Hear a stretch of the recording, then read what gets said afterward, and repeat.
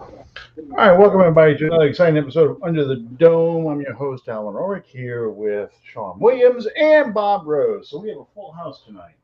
And this thing, you sit on me. Why did it do that?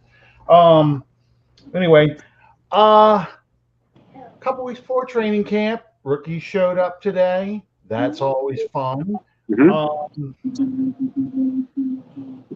a couple of minor Saints news. The Saints have finally officially signed all their draft picks. Um, Taylor, how do you say his first name again? Alante. Adante, Alante, Hmm. Alante Taylor. Thank you. Don't ask me why, guys. I want to say Adoree Jackson every time with this man's name, and I know it's not him. It's all you LSU people poisoning my head. and and they brought who is the running back now that we just talked? Darius Victor. Darius Victor, not Darius Rucker. We're not bringing in a wagon wheel, but Darius Victor is trying out for the Saints. And in a more humorous bit of news, Eddie Goldman, who's somebody I actually wanted the Saints to draft way back when, Me too. and he had a good career in Chicago. He signed with the Falcons in the offseason. And I guess he got this close to training camp. He looked at the mini camps and looked at the playbook and looked at the players he's playing with and said, you know what? I'm out. Just a la Lance Moore. I'm out, guys. I don't think I'm gonna do this year. Yeah, it's just not worth it. Get my ass kicked all over a field for 17 weeks this season because they'll even lose in the bye week. Yep. Couldn't happen to a better bunch. Yeah. Yep. So I mean, so the good news is we are avoiding the very thing I didn't want to have happen this offseason. We've had no Saints news to speak of this offseason. That's great Hmm. because we really don't need us on the police blotter or anything else. Um, even the Alvin Kamara thing has kind of been pushed off to the side. It bubbled up a few weeks ago, but it's only in relation to what's going on with um, Deshaun Watson, where, have you seen the latest? He's talking about suing the league if they Yeah. suspend him for the entire season. I'm like, really, dude? Really? Better go sit your ass in the corner and be quiet. Yeah. Well, Right. it's funny because it's like you're not gonna win. I mean, you don't have a right to play. You have a privilege to play, but you don't have a right to play. But I guess he thinks he can fight for that. Yep. Well, obviously, he feels like he squirreled his way out of the whole thing now. Hmm. Yeah, he Yeah, does. because the news over the weekend came out that that he and his legal team, settled out of court with 30 lawsuits, which I find interesting because we were only hearing about 20, 23, or 24 of them. Yeah, Um, and the latest rumor mill, circling around national circles, is that Watson could get as little as an 8-game suspension. Now, I'm torn on that one because as a person, as a human, and certainly as a father of daughters, which both of you can relate, hmm I want the man out of football and in jail for a long, long time. Uh, as a football fan, and specifically a fan of the New Orleans Saints, I will say this. If the NFL goes light on Deshaun Watson, I think that bodes very, very good news for the Alvin Kamara situation. Because if absolutely. someone like Watson, given the accusations, and I realize we're comparing apples and oranges, but if Deshaun Watson, gets next to nothing, yeah, I will be outraged. But yeah, Kamara should literally get just a slap on the wrist in just a couple of games, my opinion. That's interesting that you bring that up because yeah, that is that's exactly how I feel too. That you know, if you let a sexual harassment 30 cases, like you said, it was 24. So there's apparently six more we don't know about. Hmm. but you let 30 out of court settlements go and just, oh, that's just an 8-game suspension. But then you throw the book at a guy like Kamara, you really are going to. I get it. The punishments are set in the CBA, but Roger Goodell is not that PR smart. And he will not take that in consideration and say, well, this is a judgment call. This is the CBA says, because that'll make it even worse. Yep, because as it should. Yeah. Really? You're going to, just because this is not the CBA, you're going to let this slide? Yeah. Goodell comes down hard on Kamara and goes easy on Watson. I honestly think, and I will promote this on my own show too. Every Saints fan should storm the league office and drag Goodell out by his little Hitler mustache, and throw him through the streets. Go full. Since he passed away not long ago, James Caan. Go full Sonny on Carlo. Go beat his ass in the street. Throw a garbage can on him, leave him laying in the gutter with the fire hydrant spraying water over him. That's a Godfather reference for you guys who are uncouth and have no movie taste whatsoever. You need to see the movie. Yeah, perfect. Now, and I only mention the Kamara suspension because there is a little bit of a gray area here as far as league punishment goes. The Marcus May DUI hearing is much different because that is black and white. That's a 4-game suspension unless May pleads not guilty, which he said he's going to, and somehow wins the case. Folks, you don't win DUI hearings. You just don't unless you were it was literally your evil twin, that was driving under the influence. So unless May isn't telling us something, he's going to be out for 4 games. But the Kamara suspension is more of a gray area, at least from the league punishment perspective. Yeah, I mean, even if he pleads no contest, which I believe that's what Deontay Hardy had done, was plead no contest to it. That, like I said a couple weeks ago, that's what triggers the discipline. So that's something to watch. It's just when that goes into effect. I'm not sure yet, but I would be interested to see. I don't know what Marcus May's timetable is for full participation into. Turn this down. It's a little bit too loud. What the his discipline? I mean, not his discipline. His recovery schedule is from that Achilles tendon injury. Right. I think he participated in the mini camps. I don't remember. He did limited, but yeah. Okay.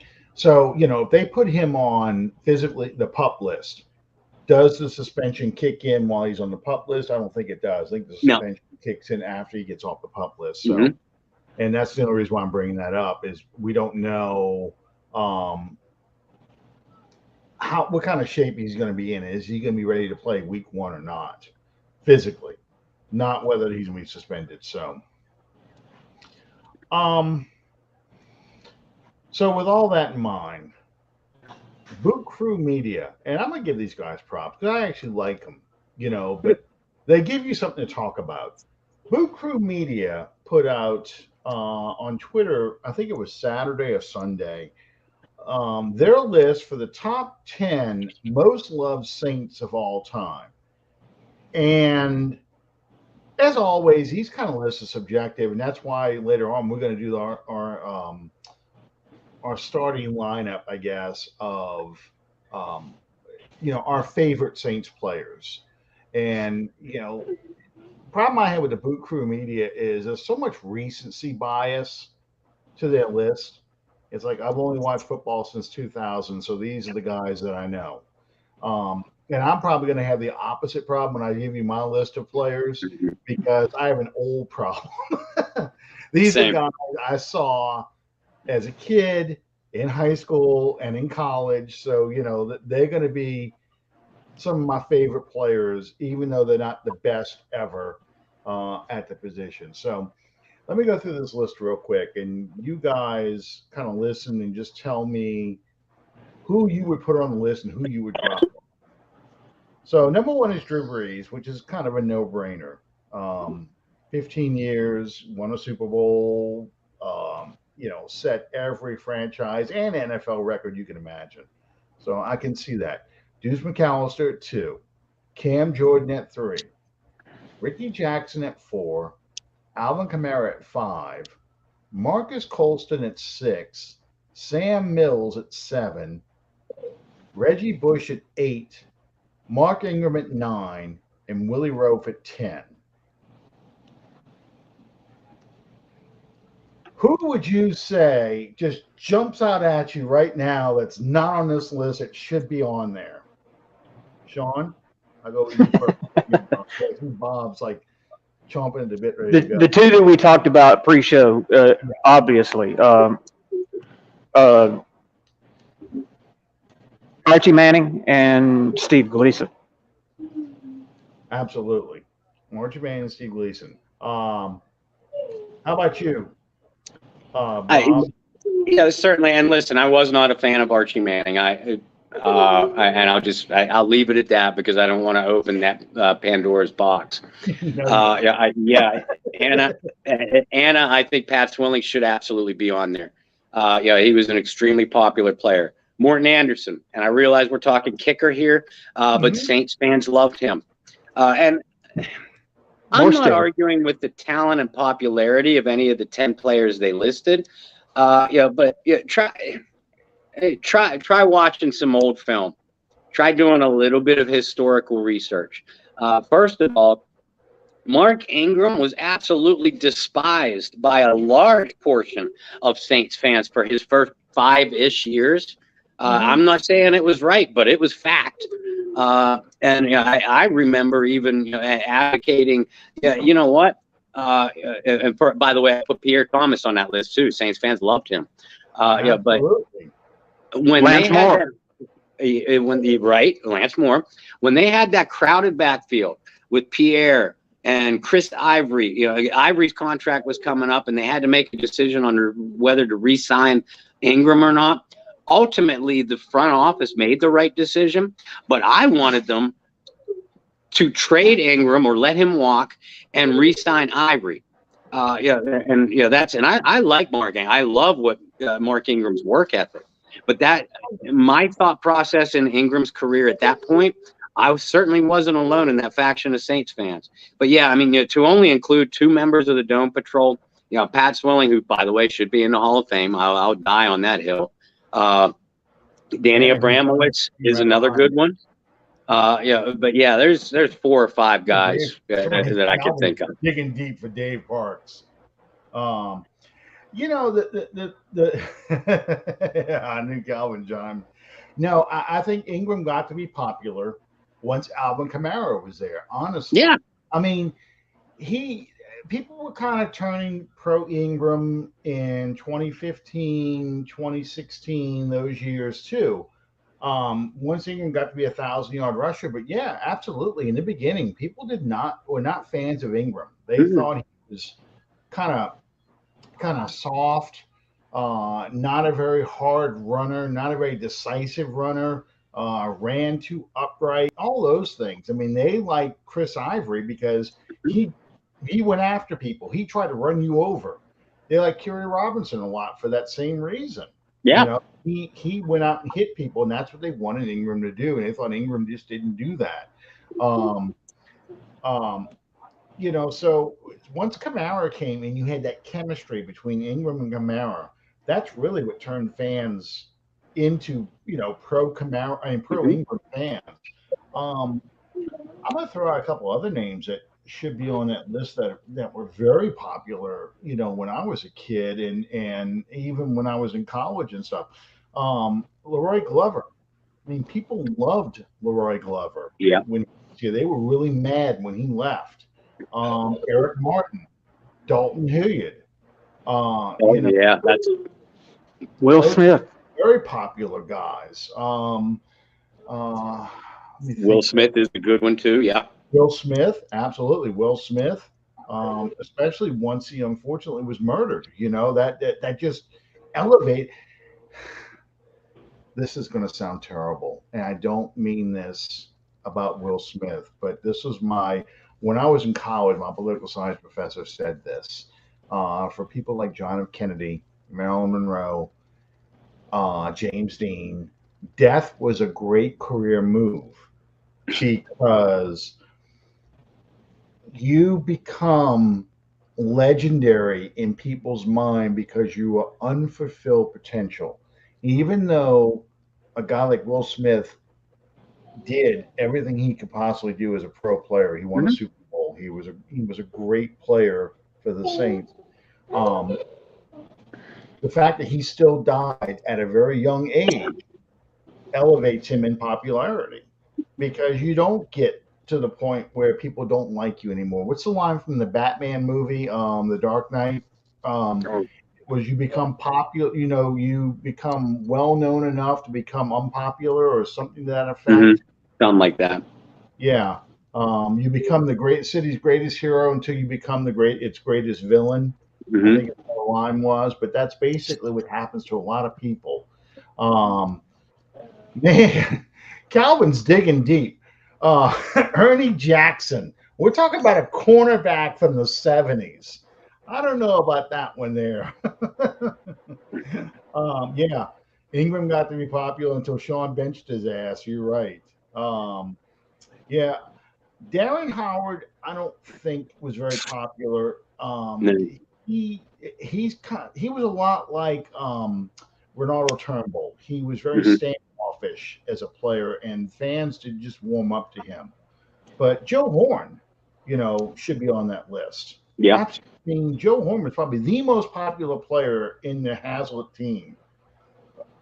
You know, Charles Grant, not so much. Joe Johnson, a lot more. Yeah. Speaking of Joe Horn and Joe Johnson, you know, Vilma. What uh, about Vilma? Vilma, Vilma should definitely be considered. Sure. yeah, absolutely. Hokie Gajan. A lot of people, 1,000%. yeah, may not remember him as a Saints player, only vaguely, but Hokie Gajan, because he's an LSU player, because he was, a popular sports broadcaster. I mean, I love Hmm. his isms. Um, And if I'm not mistaken, he still has the team record for the highest average per carry, Carry, yeah, he does. He does over 5 yards a carry, like 5 point. 5.6, I think. Yeah, and it's funny because Hokie, he is this old. No, at one time, briefly in 2009, yes, Oh yeah. but after that, yeah. Scott Fujita, yeah, Scott Fujita was pretty popular. Um, oh, Calvin, what do you have? A 70 Saints book in your hand? You put Richard Neal. Uh, My boy Calvin's on a roll tonight. I know. Let's go dig up Bob Pollard. Actually, very popular players from the Yeah. 70s. Three of them I can think of: Derlin Moore, Hmm. uh, Tommy Myers, and Rich Martin. Three very popular players with the Saints from that era. Because Kyle Turley, Yes. I think you still can say that because you had Kyle Turley had a fan club um, back then, and him throwing that friggin' helmet, and I still expecting a Jets player's head in Yeah. it. I mean, that lifted Kyle Turley to mythical status. Exactly, because that's what fans wanted to see done. Hmm. Really, I mean, if you could pull a fan out of the stadium and tell them, here, put some equipment on, you get to just make one memorable thing out there. That's exactly the kind of thing they would do. Rip Tom Brady's helmet off in the crowd, during a sack and throw it down the field. They would probably love you for that. Hmm. That or get a fist fight with Steve Smith on the field. It may not last long, but get in a fist fight. I don't know that I'd want to test Steve Smith. Right. But yeah, that's the stuff. That's the kind of stuff, Yeah, Calvin loves Luke McCown. Um, there's a good one from the past, Guido Merkins. And he was extremely popular. Yes. I'm kind of surprised that Taysom isn't on the list. From Boot Crew? Yeah. Given the Yeah. nature of their polls and their lists, yeah. I think if we didn't have the year of Taysom, I mean, he is the 10th best Saints quarterback ever, right? Yeah, you're right. But I mean, if he hadn't played a whole, much of the season as a starter, if he still was just doing his jack of all trades role, where he's a running back, receiver, and stuff, I think he would be up there pretty high as far as popularity. I think a lot of people are soured on Taysom because they're like, well, he's not a quarterback, so that kind of ruins it. But yeah, I mean, the entire Dome Patrol, of course. Let me think of some other players that were really popular. How about Thomas Morstead? Thomas Morstead, that'd be a good one, yeah. Thank you. I was just thinking about him, Michael Lewis. Yes, of course, CD Deuce. People love him. They would hate him if he was on another team, but they love him. Yeah. Sammy Knight. Yeah. Another very popular one. It's hard to do a top 10 list. Because you have to eliminate so many worthy. Well, and these lists are subjective, and that's the Sama Young. We have a Sama Young signing. Some better get his ass back. No, I'm sorry. It was Roman Harper, and he get his ass back because Sama Young was out there in coverage in the Super Bowl. One play. One play. Jabari Greer was popular for a while. He had a Keenan even. Keenan. I didn't like him as a person. Hell of a cornerback, but again, you factor in what he meant to that Saints defense, especially in 2013, and the fact that he was a local kid. That's going to elevate your popularity with any fan base. Till he absolutely went off the rails. Yeah, literally. Yeah. This is Tracy Porter.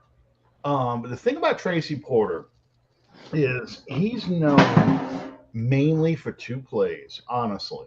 The same play twice. Of course, two of the most important plays in Saints history. Mm-hmm. But he is really known for those two plays, picking off Brett Favre and picking off Peyton Manning in the Super Bowl. Mm-hmm. And if you're going to, I call it almost like a Willie Jackson disease. Willie Jackson, everybody remembers him for one game. Mm-hmm. One game. That's that Rams playoff game where he scored 3 touchdowns. Yep. When no one expected him to do anything. And it's the same thing with, I think, with Tracy Porter. It's not that he was a bad cornerback, but you really would have to sit and think about for a while. If I told you can't include the NFC Championship game in the Super Bowl, what are your top 3 Tracy Porter plays? And you were really hard pressed to think of them. You first one, that Dolphins interception return for a TD that same season. But other than that, it's tough for a cornerback anyway, because unless you're a shutdown guy, you only get noticed when one thing happens. I like Mike McKenzie. Some people had issues with him. I never had a problem with him. I was thrilled when we got him from the Packers. I really was. Same. Especially given what we had out there. I mean, we had crap out there. We're not going to talk about that, John. We're not talking about that play. Everybody got tossed in that game. He went high. But yeah, basically, as we talked about before we went on the air, you gotta when you're talking about popular players, obviously it is subjective, but you really have to ask yourself, who were the faces of the franchise? Mm-hmm. Through the 70s, whether you liked him or not, it was Archie Manning. Absolutely. Steve Gleason has a damn statue outside of the Superdome. How could you not put him on any fan favorite list?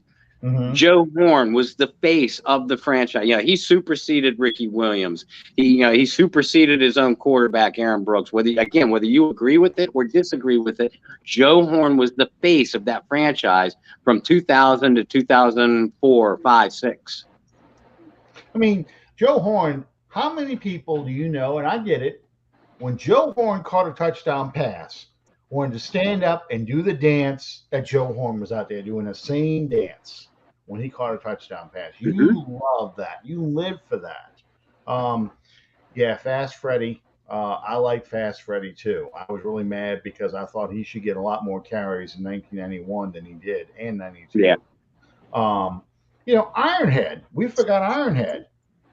He People have elevated Ironhead status as far as a running back. Now that he's gone or been gone from the team than he was when he was a player for the team. Mm-hmm. They loved the nickname, and when he did get the ball, he ran somebody over. They loved it. But Dave LaFaurie deserves a statue. I said this the other day on the show. Another Saints podcast, Saints Happy Hour podcast. One of the trivia questions was about Jim Merlo. Was about who had the most interceptions for a touchdown as a Saint, and Sammy Knight does with 4. But Jim Merlo was a linebacker in the late 70s, and he wore number 57 before Ricky Jackson did. He had 3 pick sixes, Mm-hmm. including one that is in. If you go and get on YouTube, you can see the footage. The first 6 days of Sunday, this 1976 Saints, details from the 76 season, the week between the Saints losing to the Falcons in Atlanta and then going to Milwaukee to play the Packers, and unfortunately lose that game too in 76. But Jim Merlo gets a pick 6, one of his 3, in that game against the Packers. So, we start mentioning guys like Dave LaFaurie, Emmanuel Sanders. I mean, you're really going to start getting people scratching their head. John Hill, who's on every Saints all-time team as a center. Mm-hmm. He's one, but very few people remember him that are younger than 40. Joe Featherfield, another one. Yeah. Popular Saint in the 70s.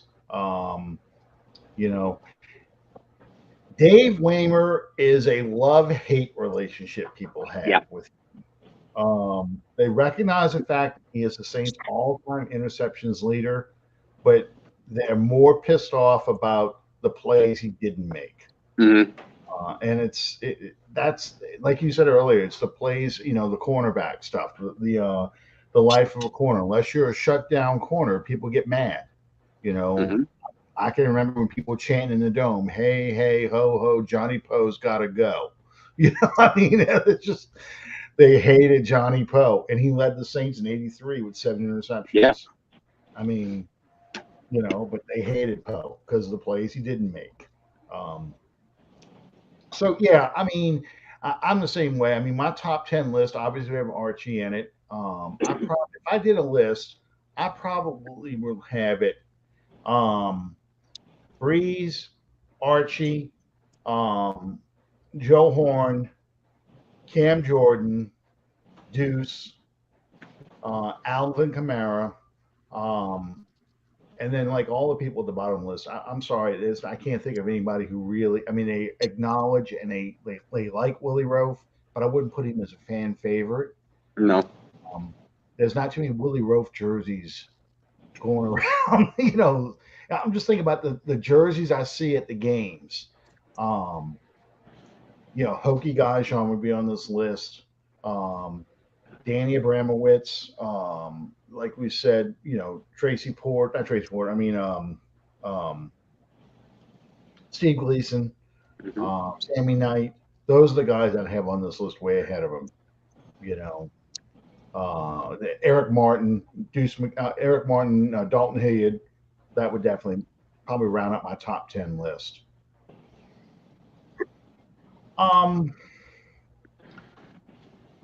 Yeah. I'm not surprised, Dan. Yeah. Um, did you get a pic with Willie? I've seen him in person, and he's a big man. That Yes, is a he is. um, even I saw him. Was it? Good God, almost 25 years ago now. I can't believe this. It was when he was still playing. Uh, he is. This was the mid '90s. I saw him, so he wasn't. He was only in the league for a few years, and no, I said it was no, it was 90. It was 98 or 99. I'm sorry, 98 or 99. I went to a Saints training camp when nobody was going. I wanted to see the new facility, and I got to do a walking tour of the new facility at the time. So it might have been '98, and I got to see Willie Rowe up close for that training camp because they came out there to sign autographs. And there's maybe about 100 or 200 people out there. It wasn't anything like how it is today. So it was easy to get an autograph, and I saw Willie Rowe. He was a big man. Um, that's an interesting question. Bob, what do you think of that one? Is a healthy Armstead the greatest Saints left tackle of all time? It's hard to say because he wasn't healthy. And because of that, I don't think there's any question that you put Rofe above him. Mm-hmm. But even with the games that Tehran missed because of injury, I think he's still in the conversation of who's the second greatest Saints offensive lineman, certainly the second greatest tackle. You could talk about Turley, Armstead, Stan Brock. They're all in that conversation. But like I said, it's so hard to project, because you're talking coulda, woulda, shouldas, and you're comparing that against not only a Hall of Famer, but a guy who made 2 first-team NFL all-decade teams. That's tough to beat. That's tough to beat. I agree. I mean, and Sean, I might ask you a question in a minute too. I mean, for me, Willie Rowe, he dominated people for. Now, I'm not talking about just beating them. I mean, zero stats for guys. He did that to Chris Dolman. Zero stats, got nothing. And this was back when Dolman was playing with the Vikings and when he was playing for the Falcons. And Dolman needed help just to get around Rofe. He shut him down. So the Falcons and the Vikings were playing with 10 men, essentially. I can't think of a game where Armstead did that kind of stuff. I can think of some great games where he pushed people around and he was fast on those pulls and sweeps. He was getting out there ahead of people, well ahead of the running back. Rofe just didn't have that kind of speed.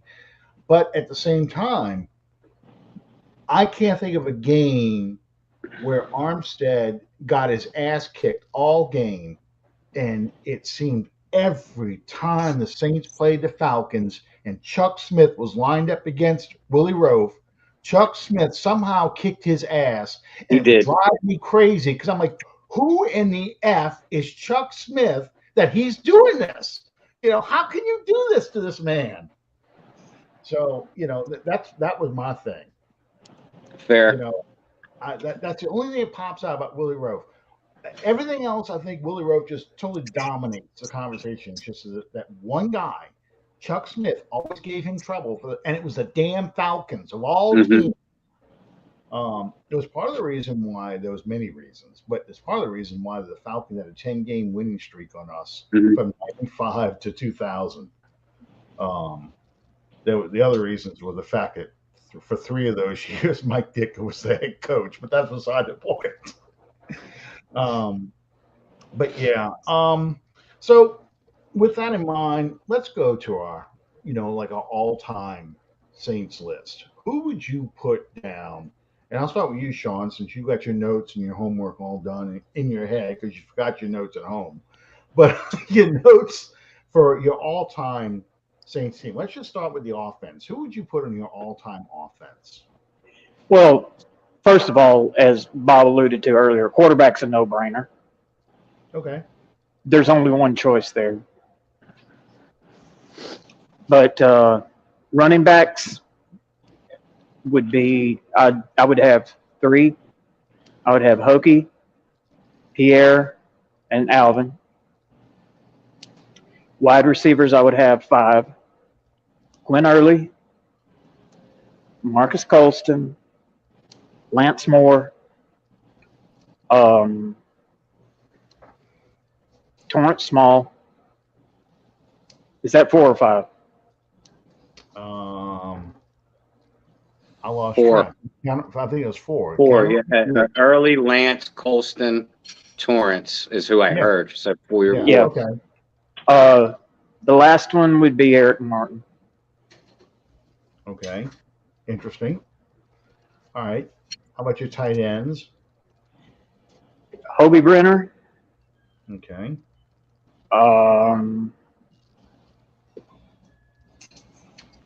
Good Lord. Ben Watson. Ben Watson. Okay. Now, offensive lineman, I struggled with. Obviously, I'm going to have Willie Rofe and Kyle Turley. I'm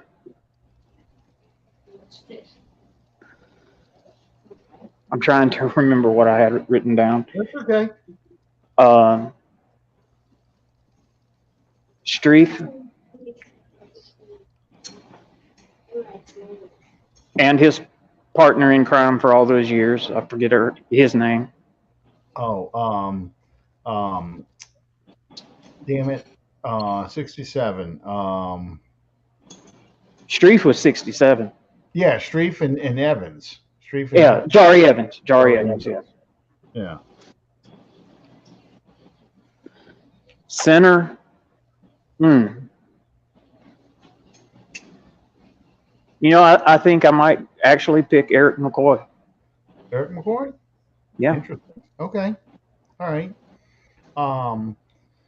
Okay. Bob, your all-time offense, and then I'll let you think about on your defense. I'm glad to hear someone give McCoy some love. I love that kid. I think he's a Pro Bowler. I wanted to kind of challenge myself and make it easy on myself at the same time. So when I made my list, I completely avoided current players, and that was a stretch for me because Kamara, Thomas, Cam, DeMario, Lattimore, they're among my all-time favorite Saints already. And Breeze obviously is a no-brainer at quarterback. But and even though he's retired, I left him out too because of, again, the obvious choice. So my offense, and I cheated a little too because I've gotten to know a lot of the guys that I'm about to say through interviews and just text messages and stuff. But I legitimately really was big fans of these guys at the time they were playing too. So my quarterback is Jim Everett. I've said it before and I'll say it again. If the Saints if the Dome Patrol was still there in full force, and he had even one legitimate running back, to provide him a running game, the Saints would have won at least one more Super Bowl.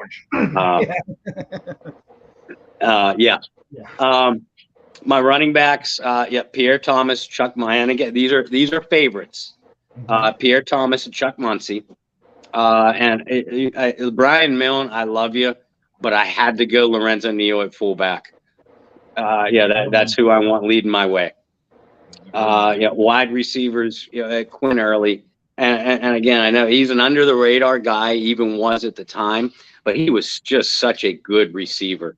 I would have loved, and Jim Everett has said, Quinn Early is the best route runner I've ever thrown to, and he's thrown to Willie Anderson. He's thrown to Henry Ellard. He's thrown to Michael Haynes.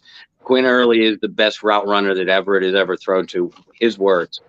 I went 4 wide receivers. I went Quinn Early, Marcus Colston, Joe Horn, and Wes Chandler. Wes was really the first Saint, and I love watching Wes because he was Lynn Swan of the NFC. And just his acrobatic. I know you're a fan. Tight end was tough because I didn't realize until I really started thinking about it how many good tight ends the Saints have had. Jimmy Graham was my favorite, and again, I love you, Irv Smith. You're a regular guest on my show. You will be again for the reboot. But I had to go Jimmy G. As far as favorite tight ends, and Boo Williams was up there too. I love watching Boo. Boo would kill it in today's NFL. And Irv probably would too. You've mentioned Hobie Brenner, was a big fan of his. Cam Cleveland. But yeah, I went Jimmy Graham. Offensive tackle was no brainer. I mean, Kyle Turley, Willie Roaf all day. Guard, I had to go Jari Evans. And wasn't Dombrowski a center? No, he was a tackle that was converted to guard. All right, I thought he was a guard that converted to center. That would be Charles Bentley was a guard. Okay, yeah, guard, and he was moved to center. He was a solid one too. I went Dombrowski slightly over. Dombrowski was my pick for center over Max Unger. Now I have to move Dombrowski to guard so I can move Unger to center. But yeah, that rounds out my offense. And yeah, whoever, I didn't see who the comment was made by. Herb is a great follower on Twitter. He'll interact with you. He's terrific. He was. It's a shame he's the other first round pick in 1993. Yes. Yes. One of the things that kind of gets overlooked, Jim Finks really put together a great draft in 1986, his first draft, and his last draft in 1993 was a good draft. The problem was 87 to 91 were not very good drafts. You got a couple players, but you didn't get anything long term. And you got Gene Atkins and you got a couple guys like that, but I'm talking about a difference maker. And that's why, one of the reasons why, after Finks died and free agency started, the Saints really were having trouble because they didn't draft the depth to replace their aging players. Mm-hmm. And that ended up really hurting them in the long run. All right.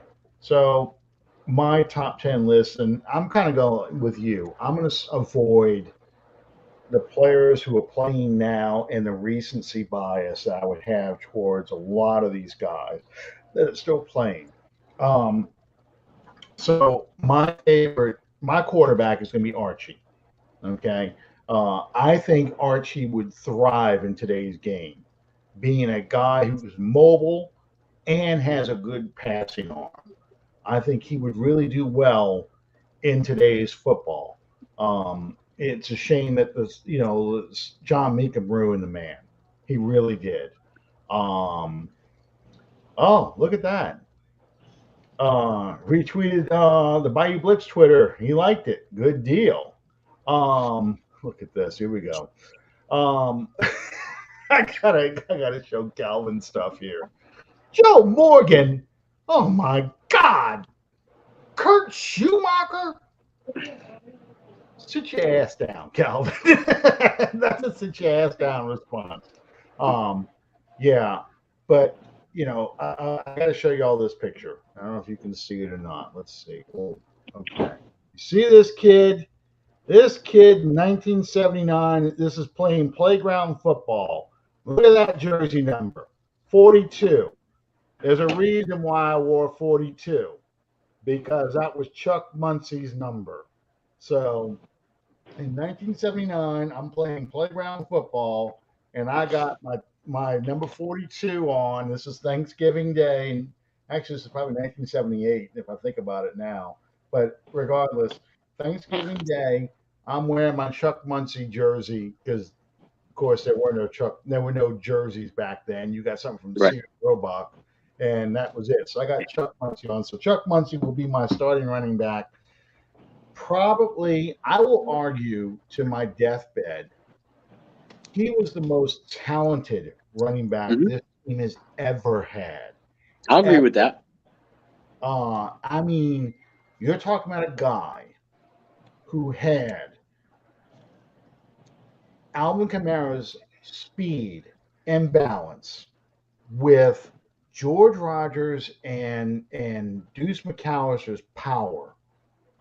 When he wasn't high on cocaine and he carried the ball instead of carrying it way out here like a loaf of bread, carried it up high and tight, He was an incredible athlete, but cocaine ruined him. So it just that's. But he will be my favorite because he just left the impression on me that I'm like, thank God we finally have a running back.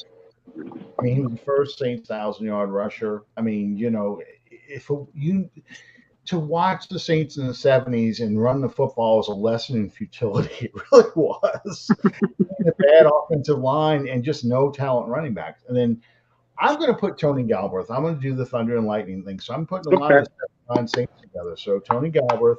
Archie used to compare him to Chuck Foreman of the Vikings. I don't think he was as talented as Chuck, but he was a great pass catcher, good blocker. He was a good guy. He was a good player. Now my receivers, I go for Wes Chandler. I got to throw him in there because that's why I was nodding my head so much. Like once again, when Wes showed up on the Saints in '78, to watch him run routes, jump 5 feet out. He was jumping out of the roof of the dome, 5, 7 feet up in the air to get this football, and just the speed. It's like we finally have one. You've been watching Dallas, you've been watching Pittsburgh, you've been watching the Vikings, even the Rams. All these teams that have receivers, we got garbage. We got guys. You basically saw the 2021 Saints receivers from 1970 to 1978. That's what you had to watch. In 79, 78, you finally get Wes Chandler. You finally get an NFL receiver.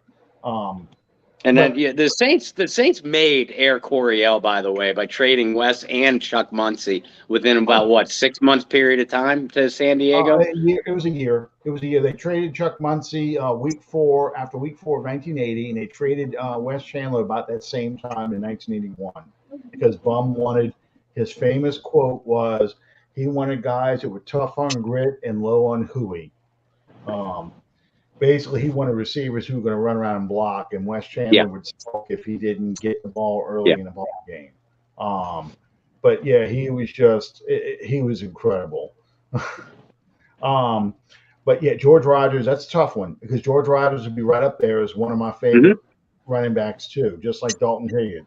But yeah, my other receivers, Joe Horn, Eric Martin. I'm just going to stick with 4. Quinn Early, and I just lost his name. Damn it. Jeff Groth. That's it. Jeff Groth.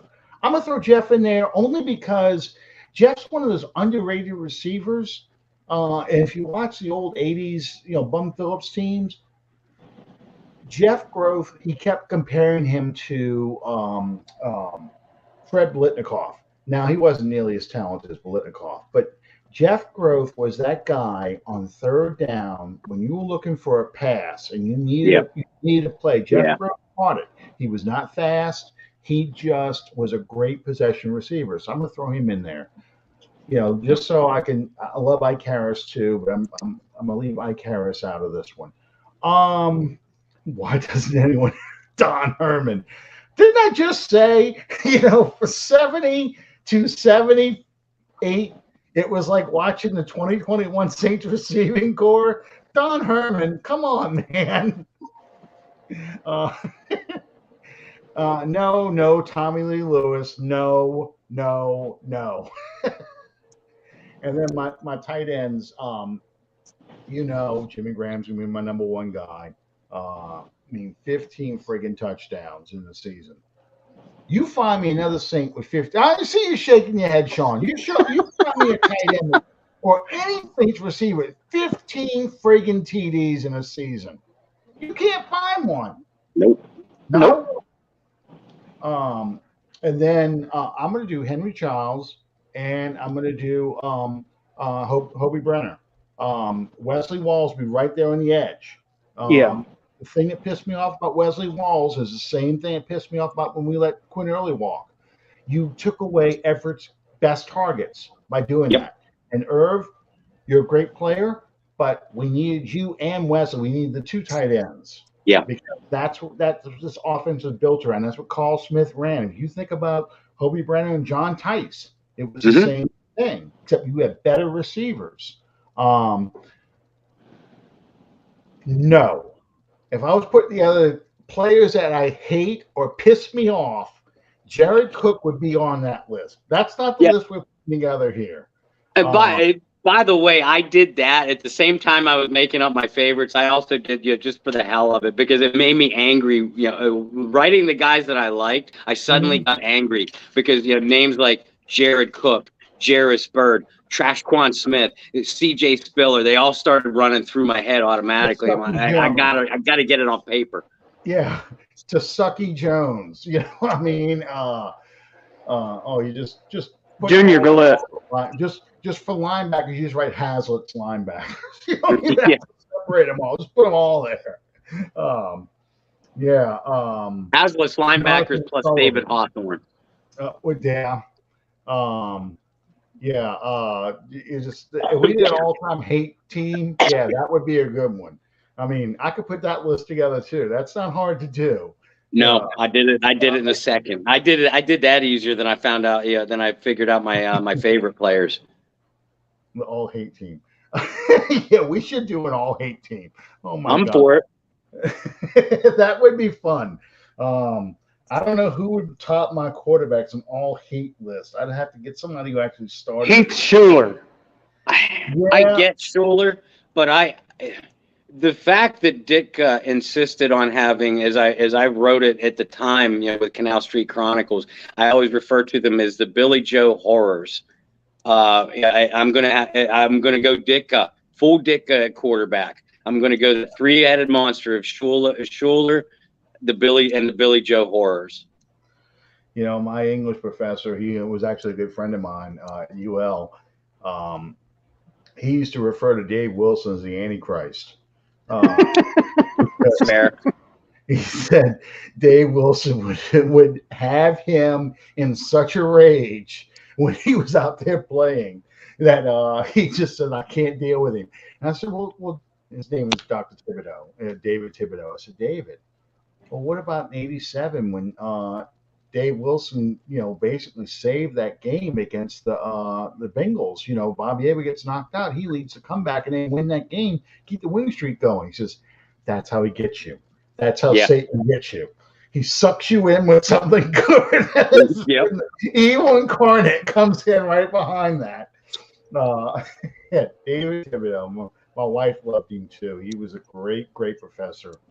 Passed away at all too young of an age, but I mean, this is how cool this professor was. He showed up at our eviction party in college. We threw a party and we were convinced we were going to get evicted after this party. He came and stayed for a long time, drank a lot of stuff, great guy.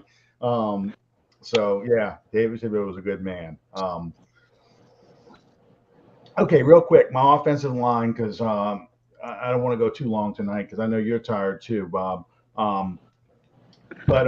My offensive line, I got to go Rofe and I got to go Turley. If I was including a current player, it'd obviously be Ramchak, but Rofe, Turley on the side. And I'm going Carl Nix and Jari Evans. Conrad Dobler would be right there. Yeah.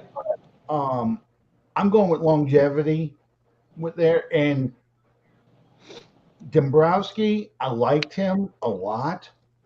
But Dombrowski, I can't tell you how many times after a big run, this is the same thing with Stan Brock, the flag will come out and holding on Dombrowski, holding on 67 Stan Brock. It never failed.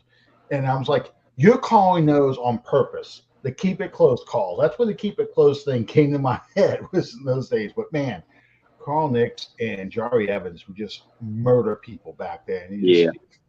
Especially Carl Nix. He was such a bully. Jay Cup, for those of you who don't know who that is the grandfather of Cooper Kupp. That's the original Saint. He did play guard for the Saints. He was number 61. But yeah, great player. He was a great player. He was on a lot of all-time teams for the Saints too. Played, I think, until 72 or 73. He was a good one. And then my center, I'm going to go with Charles Bentley. Well, Charles Bentley, I loved him as a center. I really did. He was probably one of the most talented. I'll not stand for the Stan Brock slander. And then we won't talk about Reggie White in 1992. I Yeah. could see it coming. Reggie White with that hump move when he's smelling blood, and he came and he picked up Stan Brock with that one arm, that hump move where he gets that arm under your armpit and just throws you like that. Oh my God! And he was ready to do it, and we were on the 1 yard line or 2 yard line. Abear drops back to pass. Here comes Stan Brock flying and lands in back of Abear's legs. So yeah. Yeah, and like you said, yeah, even I remember watching that game, and you saw it coming. Yeah, but that's going to affect me on Stan Brock because I was more pissed off at Abear, but I was pissed that happened. I was just outraged because that's happening right in front of me in the stadium, because that was the end zone I was sitting in for that playoff game, and the closest I ever came to murdering another human being. Because if I had an Eagles fan come and tell me some shit, I would be in jail. I would still be in jail because I would have murdered that man. I don't care who. Could have been somebody's grandmother. And I'm like, you're dying, Granny, because I was that pissed. I can't believe my wife married me. I really I took her to that game. We were dating at the time. We weren't even engaged yet. And I took her to that game. And that was one of those games where you felt like we were never. Yeah, here we go. I was at that game. I was, though. You could ask my wife about that. I was at that game, and she brought up the Buffalo game in the middle of that Eagles game. I'm like, I don't want to hear that. I don't want to hear, because that was earlier that day that Buffalo came back and beat the Houston Oilers.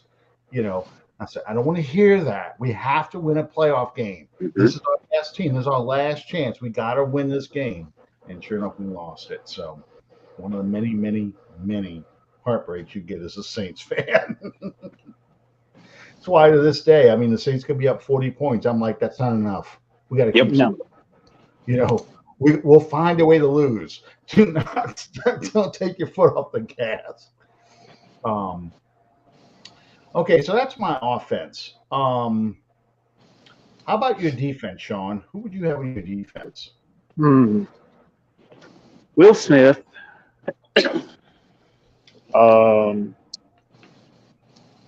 And it might inspire the anger of some, but I'm keeping Darren Sharper.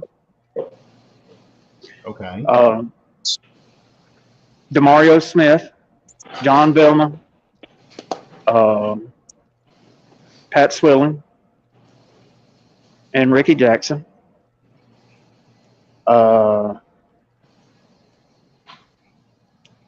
I guess we could probably throw C.D. Deuce out there too. Okay. And Marshawn. And Sammy Knight. I know I'm shy a couple of defensive linemen there, but. Oh, that's fine. I know you're kind of doing it from memory. How about you, Bob? Defense was a lot tougher for me. And again, I've had the honor of interviewing quite a few former players, getting to know a handful of them, and everybody knows about the Dome Patrol linebackers. You look back through Saints history, and it's really tough to pick among defensive linemen. Is there any team in history that has had a better success with a number that the Saints have had with number 94? Cam Jordan, Charles Grant, Jim Wilkes, Joe Johnson. I mean, my God. And I feel like I'm forgetting somebody. But again, as far as favorites, I left current players out, make it easier on myself. Mm-hmm. I did 5 defensive linemen because I plan on pulling a Dennis Allen and moving a couple of them inside to tackle. I can't leave Wayne Martin. And Wayne Martin was just such a special player. I love Joe Johnson too. Jim Wilkes, Frank Warren, and Willie Whitehead, who, by the way, if I can get him on here, you will never find a better interview. He has such an infectious laugh, and Willie, Willie played on a very deep defensive line on those Hazlitt teams. I'm convinced that if he had been a Saints defensive lineman, say in the mid-90s or early on in the Peyton era, his last year was Peyton's first year. I think Whitehead stats would have jumped off the chart. But yeah, those are my 5 defensive linemen: Warren Martin, Joe Johnson, Jim Wilkes, and Willie Whitehead. Linebackers. Jolon Dunbar, and I know he has a relationship with you guys too. I love him. Mm-hmm. I think he would have had a strong career had he not been injured. But you can't leave you can't leave the Dome Patrol linebackers off. You can't. Pat Swilling is my favorite Saint of all time to this day. You can't overlook Ricky Jackson. And inside, I went, Sam Mills and Vaughn Johnson. I love Jonathan Vilma. And again, I'm leaving DeMario off only because he's current. But yeah, I had to keep the Dome Patrol together just for continuity's sake. And so, yeah, that's why I went with Mills and Johnson slightly over Vilma. Cornerback, I love me some Delvin Breaux. He was one of the few, other than Cam, he was one of the few shining stars on those defenses in 15 and 16 before he broke his leg. And just like we talked about cornerbacks earlier, Toy Cook, he got torched often by Jerry Rice, but who didn't get torched by Jerry Rice? You take those 49ers games out when Montana and Rice were killing everybody. Toy Cook had a very, very good career. He drew more hatred for leaving New Orleans and going to San Francisco than Ricky Jackson did, which I don't understand. But yeah, Toy Cook was one of my favorites. Sammy Knight is right up there with my favorite safety. And I'm going to go Brett Maxey over Gene Atkins just slightly. Because Maxey, when Maxey made a play, it turned the momentum of a game. And then my nickel back, because I needed to include him somewhere, was Jabari Greer. It's interesting. I got a lot of the same names, and it's tough because you have to kind of because you can't do a 3-4 defense. You do a 4-4 defense. You end up having extra players because right.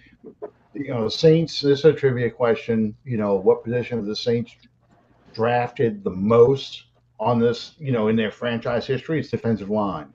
Mm-hmm. They've drafted more defensive ends than any other position in football, and that's why they've had so many talented ones. So, my starting 4 defensive linemen are, and he did play in too, but Wayne Martin. It was tough to leave off guys like Frank Warren, but Frank Warren was a great player. But Wayne Martin, Leroy Glover, Big Norman Hand, Big Wiggle, and Joe Johnson. That's my 4.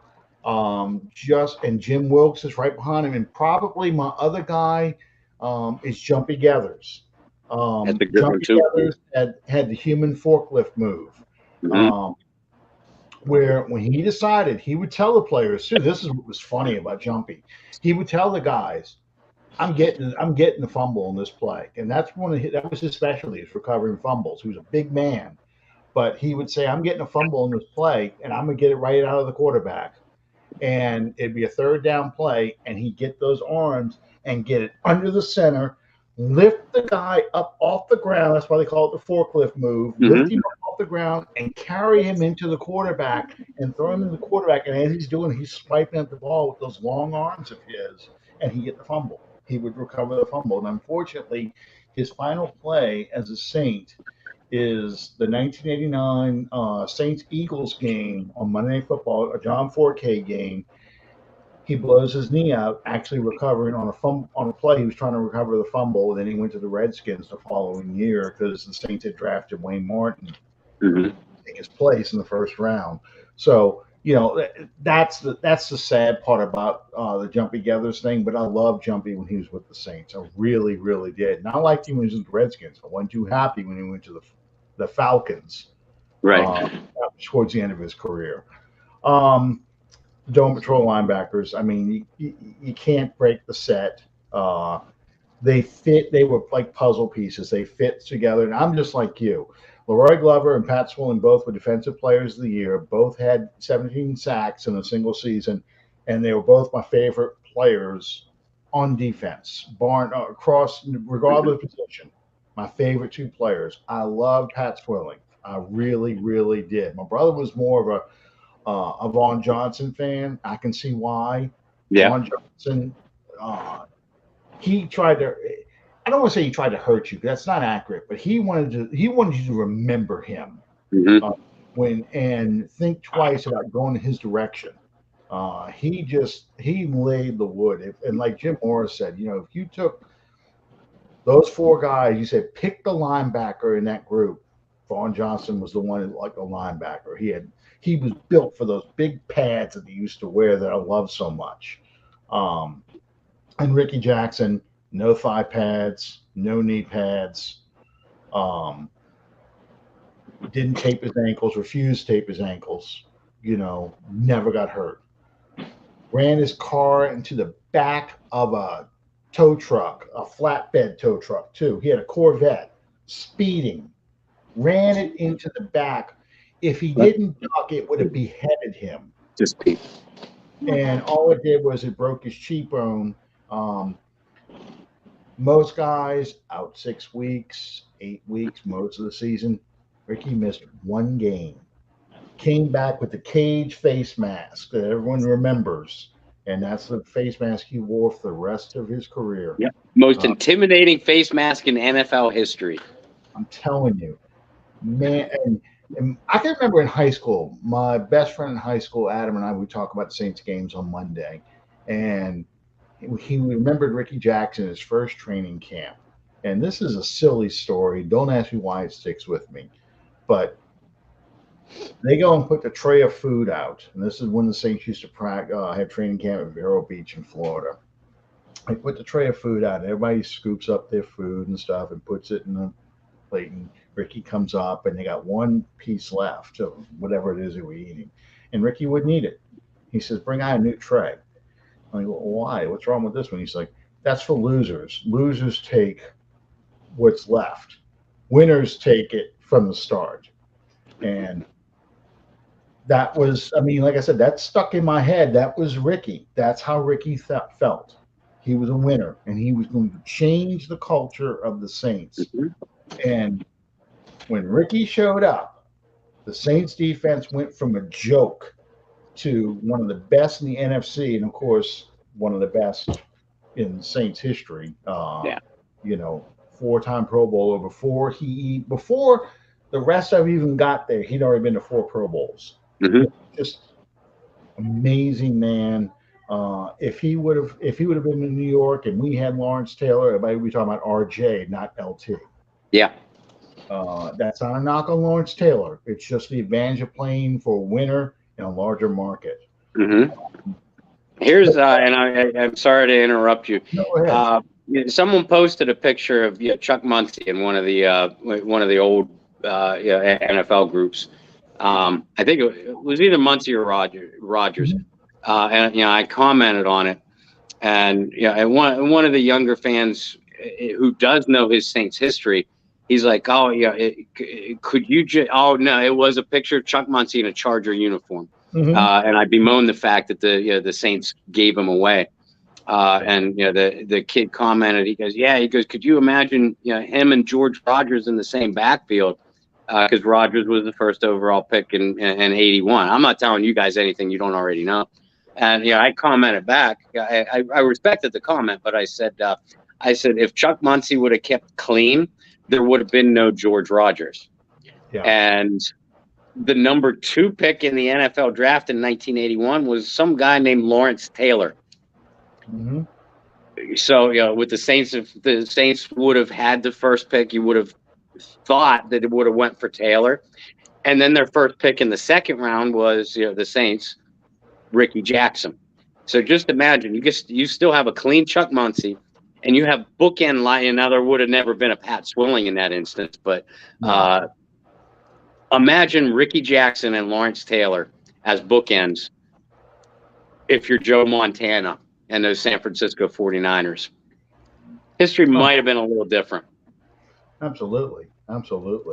Of course, you know, all three of the guys you just mentioned, George Riders, unfortunately, Chuck Muncie and Lawrence Taylor all had drug problems too. So you would have Right. had that issue Right. going too. But actually, the when they traded Chuck Muncie away, they got a second round pick from the Chargers, and that's what they used to draft Ricky Jackson. Was that pick?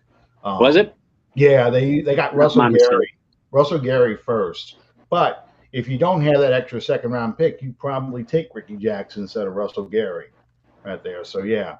But real quick, my defensive backfield is going to have four. I'm going to put Jabari Greer and Mike McKenzie as my starting corners. Again, no Lattimore because he's an active player. My two safeties are going to be Sammy Knight and Tommy Myers. And some people can say, what's the same position? But, I think you could put Sammy in at strong safety because I agree. Good. I agree. A nickelback, I'd be hard pressed to think of somebody I would put at nickelback, but I would put Keenan Lewis in as probably my nickelback. Keenan Lewis is big and long. He probably could even push one of the other guys out for the starting job. But I'll never forget Mike McKenzie, I liked him from the beginning, but I'll never forget in 2009 when he's retired. They get him off the sofa and he plays that New England Patriots game and picks off Tom Brady. I mean, I think it was Gruden was just like losing his mind, going, this dude was on his sofa and he comes in and does this stuff. How do you do this? Where do they get these guys from? But McKenzie was a lot of fun. So yeah, that's my defense. John Butler asked about special teams and head coach. Who would you pick as your special teams guys? I mean, it's pretty easy, I would think. Morstead and Anderson. Yeah. And then who's your kick returner? Fred McAfee. Okay. What about you, Bob? Morstead for sure. I mean, how could you not? Kicker, and again, we're talking favorites here. I know Morton Anderson is in the Hall of Fame. I love Garrett Hartley. And I thought he was a hell of a kicker. And again, we're leaving current guys out because I think Will Lutz is one of, if not the best clutch kicker in the league. My head coach is Sean Payton, only because Mora was the Marty Schottenheimer of the NFC. He just could not get over the hump in the playoffs. And weird things happened to this team in the playoffs. Sean Payton obviously had more postseason success. Even if you take out that Super Bowl, he had more postseason success than Morrow. And my kick returner, man, there's some good ones to pick from. But I got to go with a mutual friend of all three of ours, Tyrone Hughes. I tell you, Tyrone Hughes, when we drafted him, I was really, really happy. I mean, that was a guy I had circled. There's only two players in all. My son can take claim to fame for loving Alvin Kamara before he became a Saint, and was excited we got him. But the two guys I really wanted, I've said this story before, was Tyrone Hughes was one of them, and Jimmy Graham was the other one. And Jimmy Graham only because I also had been obsessed with the Saints drafting a friggin' tight end. Because I'm like, you got Drew Brees. Did you not see what he did in San Diego with a tight end? Get him a damn tight end. So I wanted, Jason Witten. I wanted, Greg Olson. So, and I was like, so every year the tight ends would come up. I'm like, okay, who's the guy I want out of this list? So, me saying I still do that. I still do that. Yeah, me saying I wanted Jimmy Graham. I also wanted Mark Andrews. And he was the big guy in Baltimore right now. So, me saying I wanted Jimmy Graham, it was like, eventually I got to be right. Keep playing the same numbers lottery. Eventually your number's going to come up. Yeah, that was kind of how I was doing with the tight ends. But Tyrone Hughes is a great choice for a kicker. It's tough because the Rams game, obviously with the 2 touchdowns, that was a special game for Tyrone Hughes. And then I'm like, but the beer man too. Yeah. Right. against the Washington Redskins, and this is when Right. they were the Redskins. He had 2 big returns in that game, including one for a touchdown. Mm-hmm. And the man never played college ball. Right. McAfee was a good one. Courtney Roby was a heck of a returner. Yeah. Mel Gray was only in New Orleans for I think 2 seasons, and went on to have a Hall of Fame type career as a returner. But he brought some fire when he came over from the USFL. Yeah. I don't know if Calvin is still on because he's not throwing a bunch of obscure names, but Jitter Fields, he's talking about kick returners, Jitter Fields from the Bum Phillips era, and Kenny Duckett were 2 guys that I remember Kenny Duckett when he was returning kicks. Now he had diabetes, which shortened his pro career, but when Kenny Duckett would return the ball, people started bringing duck calls to the stadium and blowing those things. When Kenny Duckett ever made a play, you'd hear all these duck calls throughout the whole dome. Only in Louisiana would something like that happen. Kenny Duckett. So I'm the same way. I got to go with Morton Anderson only because I love the nickname. The Great Dane lifts his leg yet again. But if I had to pick a second kicker, I'm picking Doug Bryan. Because after Anderson was gone and we had you thought the Sean Payton kickers were bad. Oh my God. Chip Lowmiller and, these kickers that Hazlitt brought in. So you get Doug Bryan. He actually was a good, competent kicker for a while. He was. But, I'm picking Thomas Morstead as my punter over guys like Tommy Barnhart. Tommy Barnhart, thank you. Blanchard kept coming to mind. I know it's not right. Oh, Tommy Barnhart or Mark Royals. Mark Royals actually set a Saints record at one point for his punting average. Mm-hmm. I think Morstead has since crushed, but he had a record at one time. But Thomas Morstead was he's going to stay in New Orleans. He's going to live here. He's kind of doing the Archie Manning route. And then the only reason why he's not top of the Saints record book is because so many times he never kicked. He never played. He deactivated himself, after the game was over with. Yes, he did. Tommy Martin.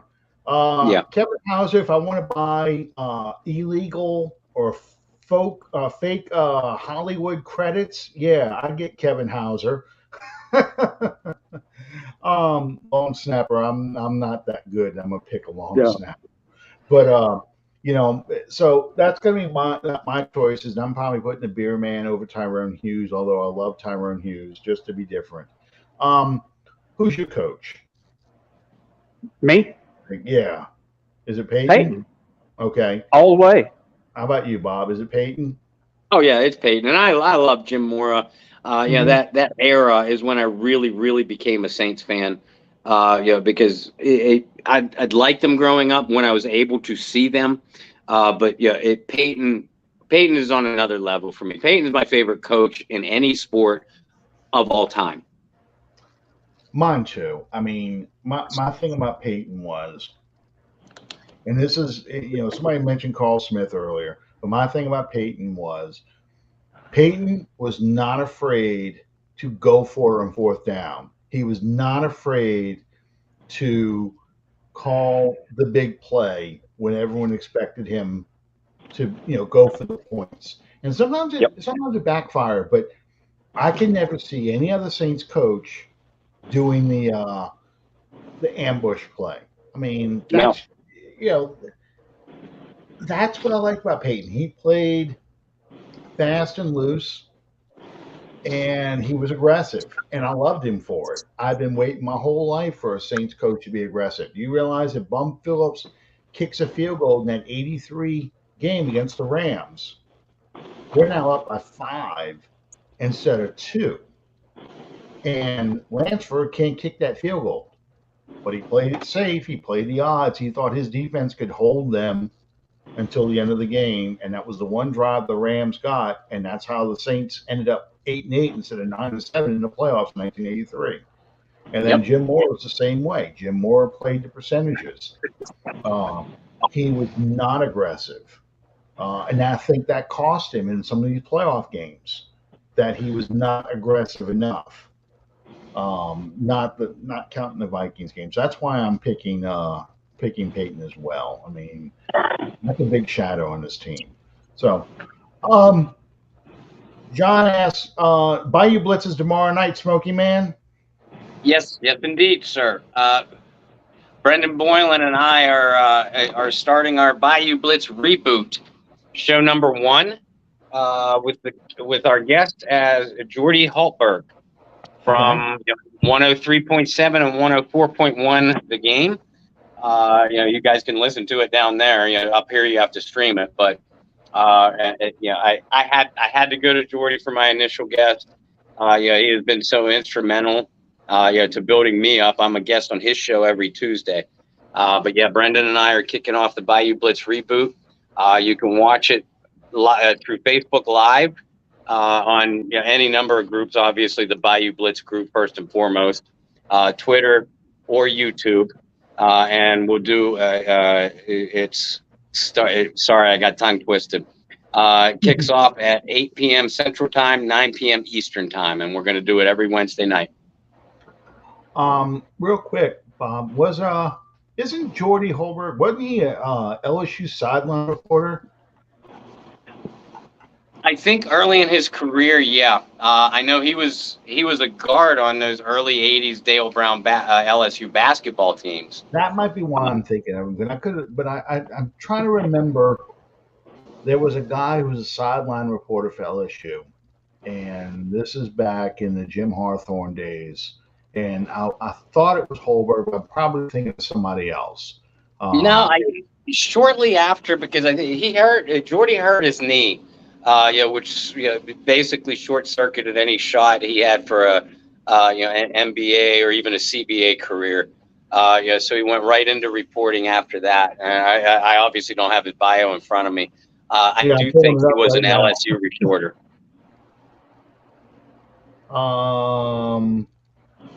Yeah, he was Tiger Vision. That's where I know him from. And he was also a sideline reporter. See, okay, so in '83, he began his broadcasting career as a color commentator for the newly developed LSU pay-per-view system known as Tiger Vision. Okay, so my grandfather, who lived in New Iberia, was a die-hard LSU fan. Oh my God, he loved some LSU football, and he could have no money, but he was going to set money aside. Now my grandfather wasn't broke, but he was going to set money aside so he could watch his Tiger Vision. He was going to watch LSU football on Saturday night, come hell or high water. And that's where I remember him from the first time, was he was a color commentator on Tiger Vision. But yeah, he was a sideline reporter. So, okay. All right. So there we go. Mystery solved. I knew the name. It's not an uncommon name, but in the early '80s, that's Bill Arnsparger's team, and that's Dalton Hilliard, and that's Wendell Davis, and Eric Martin, and Nacho Amagamo, and that whole crew. Oh, I know those names backwards and forward back then. Rydell Melanson. Yeah. Clifford Hobley. Yeah, I remember that one. Gary James. Gary James, he was the 1-2 running back. It was Dalton Hilliard and Gary James. Charles Alexander was there before them in the late '70s, playing for Coach Mack. Jordy's awesome. I mean, he knows his stuff. Obviously, he's a basketball guy first and foremost. But I mean, he's such a well-rounded reporter. His show is great. Obviously, I'm tooting my own horn a little bit, but yeah, even the other guests he has on, and just the knowledge and flow that his shows have, it's addicting. He has a great show. I grew up around a lot of LSU fans, believe it or not, And my best friend, as a little kid, his parents were LSU graduates and LSU fans, and there was a quarterback named Pat Screen, and somehow they convinced my best friend's mom, Miss Sandra, that the screen pass was named after Pat Screen, and she would have so much fun with her because he did throw a lot of screen passes and short passes. So, yeah, Pat Screen invented the screen pass, according to her. I still don't know if she knows the truth or not, but they would just laugh. Because she'd be earnest and tell other people this stuff too, and they would just start laughing at her. You know, she's like, "What are you talking about?" It's like, no. It was named after Pat Screen. They all do Pat Screen's play, you know. So yeah. Um, anyway, that's a lot of. I'm excited for you, Bob. That sounds like a lot of fun. I'm gonna listen in. I encourage everybody to listen in. Give Bob Show some props because he's going to have some good guests on there. He has access to some good people. In the meantime, I think we got one more week of no football to talk about, and then the Saints show up for training camp. And I think the first practice is the last weekend of the month. Mm-hmm. I want to say the 30th, but the veterans report on the 26th, a week from today. Yeah. So that'd be the first padded practice too. So next week we could talk. I want to tell a couple of training camp stories I know about, but just stuff about upcoming season. I think that'd be a good thing for us talking about. We still have to preview Atlanta and Tampa. We can kind of do that too. But I got a couple of good training camp stories I may have shared with you guys before, but I got a few others. So anyway, thank you guys for joining us tonight. I know, as always, we go over time, but pretty good for not having much to talk about. We kind of managed to drag it out for an hour and a half. So in the meantime, thank you guys for joining us. We'll see you next time under the dome. Good night, everybody. Bye.